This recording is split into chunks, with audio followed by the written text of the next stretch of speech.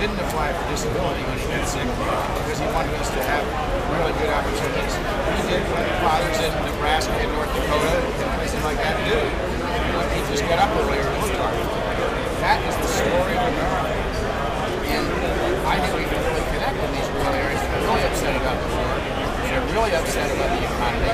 They know the Republicans can't balance budgets, don't take care of their money, and now they're looking for a change. And this is our opportunity. We need to be in North Dakota, in Omaha, Nebraska, because we can win in those places. But you can't win if you don't show up, and that's what the 50-state strategy is all about. You're going to show up. We have to give our values message. The damage the Republicans did to us when we weren't showing up in all those states was not their values are bad. The damage was we didn't have any values. We have really strong values. And people knew what our values were and why we believe what we need to accomplish. I got re-elected in Vermont a whole bunch of times. And it wasn't by pretending I was a Republican. It was by saying what my values were and why I believe what I believe. And people, that's all people want. North Dakota votes Republican for governor and for president. You've got three great people representing you in Congress. Why? Not because they pretend they're Republicans, because they say, look, these are my values. People know them personally, and that's why they vote for me. They've got to get to know us personally as a national party.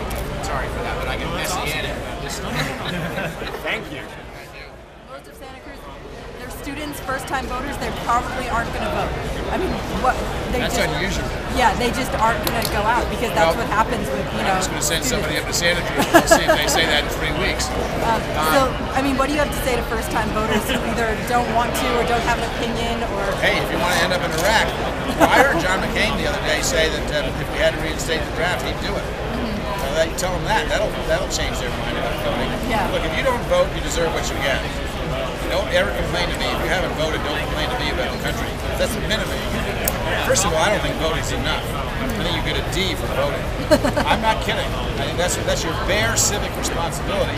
And it's not just a civic responsibility you ought to do it to be a goody-goody. You ought to do it because if you're sorry about the way the country's going and you don't like George Bush and John McCain, then you got to vote.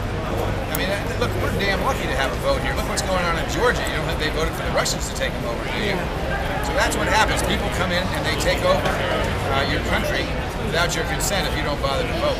So you get a D for voting. I'm not kidding. Yeah. If you want to go out and work for a candidate, if you want to give them money, if you want to run for office yourself, then you can talk about getting an A or a B. But there is much expected of folks. Look, our generation, I think, was a great generation. We changed America. We were confrontational, and your generation is smarter about that. But the big mistake our generation made is after we made all these big changes about women's rights and civil rights and gay rights and the Vietnam War and all that stuff, we sat back and said, okay, now we can just sit back because we've done all this stuff. Democracy is a living invention of human beings. And like everything else that human beings make, it dies if you don't nurture it. And the bare minimum that you have to do to nurture is vote. I think you've got to do much more. I'm not asking everybody to vote for president on Santa Cruz campus, but I mean to run for president.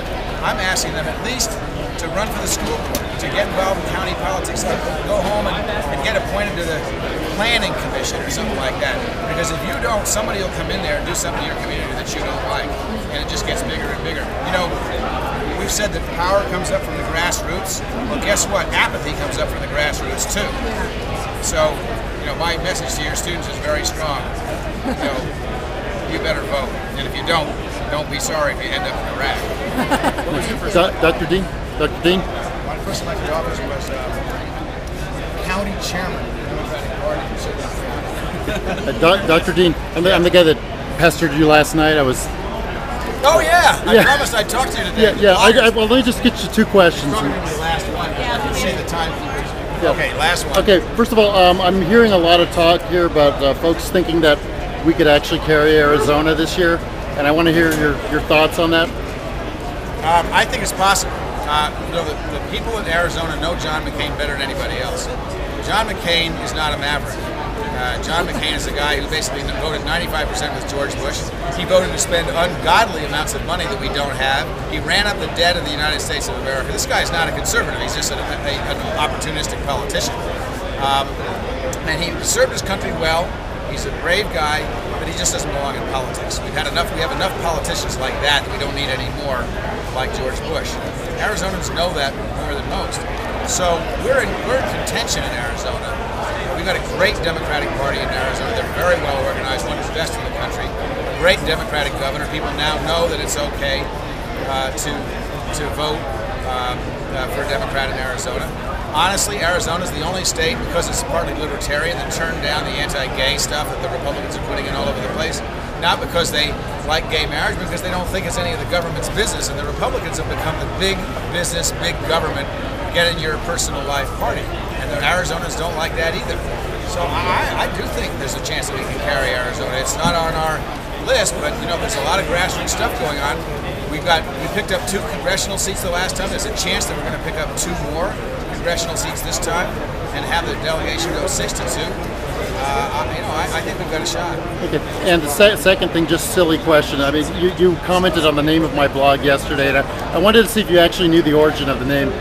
Romanism in the Rebellion was actually an epithet that was hurled at the Democratic Party. I think it was by James G. Blaine when he ran for president of the United States, and it's sort of the original Bush tactic, right? You point out different groups and you point the finger at them, and it was the Republicans were still doing this stuff in the old days, except that time they were blaming everything on Catholics. I love the name of your blog. Okay, thank you very much.